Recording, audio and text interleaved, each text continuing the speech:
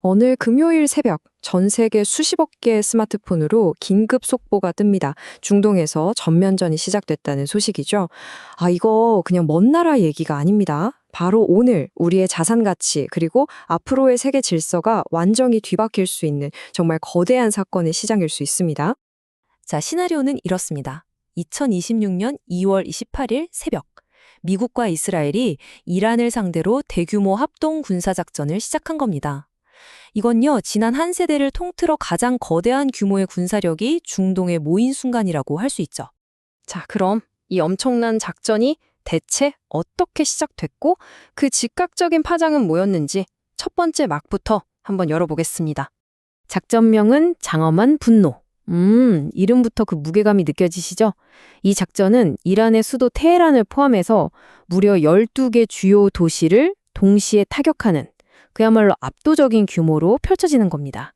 여기 이 지도를 한번 보시죠. 연합군이 이란의 핵시설, 그리고 혁명수비대 지휘센터, 방공망 같은 핵심 시설들을 집중적으로 파괴합니다. 이 단 한 번의 기습으로 이란의 방어 능력은 사실상 전쟁 초반에 거의 무력화됐다고 봐야 합니다. 물론 미국이 겉으로 내세운 공식적인 명분은 곧 터질지 모르는 핵 위협을 미리 제거한다는 거였어요. 하지만 그 속내, 진짜 목표는 이란 정권 자체를 무너뜨리는 데 있었던 거죠. 근데 여기서 흥미로운 점은 뭐냐면 당시 서방 정보기관들조차 이란이 정말 핵무기를 곧 완성할 거라는 결정적인 증거는 찾지 못했다는 겁니다.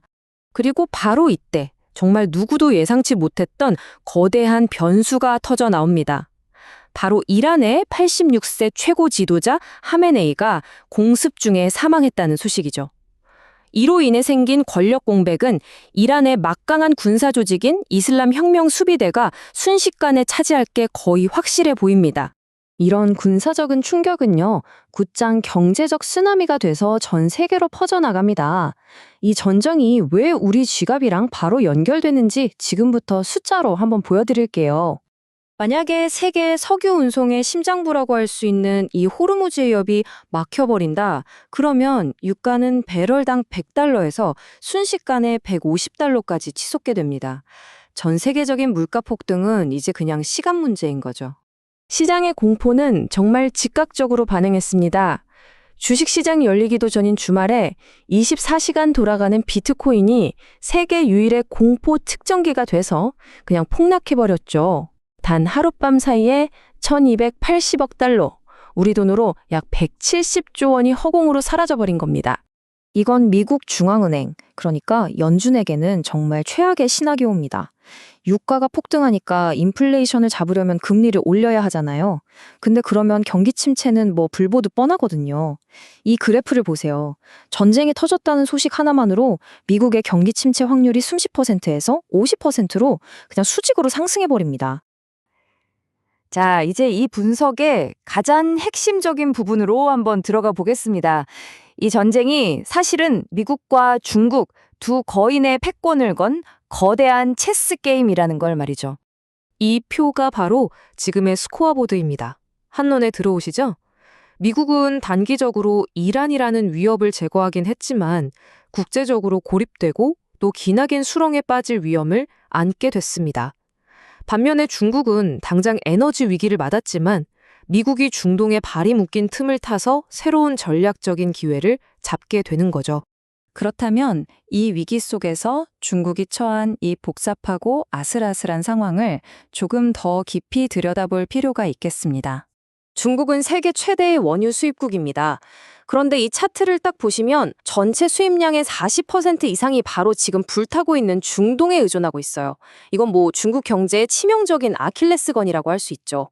이 지도는 중국의 에너지 생명줄을 아주 적나라하게 보여줍니다.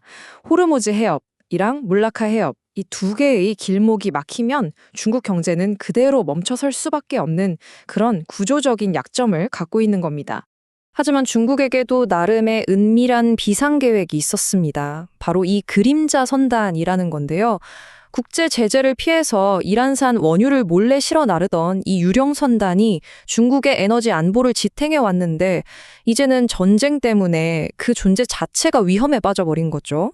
그리고 중국의 더 큰 그림, 바로 1대1로 구상입니다. 1조 3천억 달러라는 어마어마한 돈을 쏟아부어서 아시아랑 유럽, 아프리카를 쫙 잇는 이 거대 프로젝트에서 이란은 지정학적으로 절대 빼놓을 수 없는 핵심 허브였거든요.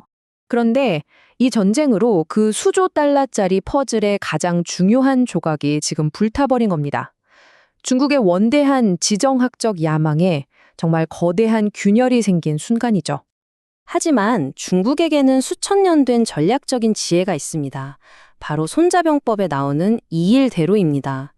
이게 무슨 뜻이냐면 편안하게 힘을 아끼면서 상대가 스스로 지쳐 쓰러지기를 기다린다는 거죠. 미국이 중동의 수렁에서 허우적대는 동안 중국은 조용히 힘을 비축하면서 새로운 판을 짤 기회를 엿볼 수 있다는 겁니다.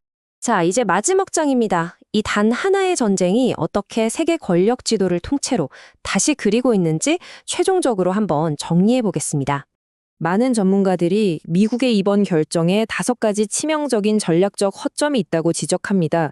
첫째, 전쟁 후 계획이 없고, 둘째, 오히려 이란 국민들을 똘똘 뭉치게 만들고, 셋째, 전 세계적인 테러 위협에 노출되고, 넷째, 결국 유가 충격으로 스스로 경제에 상처를 입히고, 마지막으로 동맹들로부터도 외면당할 수 있다는 겁니다. 바로 이것들이 전술적 승리가 장기적인 전략적 패배로 이어질 수 있는 이유입니다. 결국 모든 것은 이 하나의 질문으로 귀결됩니다. 미국은 눈앞의 전투에서는 이겼을지 모르지만 과연 다음 세대의 패권을 건 더 큰 전쟁에서는 승리했다고 말할 수 있을까요? 이 질문에 대한 답이 바로 우리 모두가 앞으로 살아가게 될 새로운 세계의 모습을 결정하게 될 겁니다.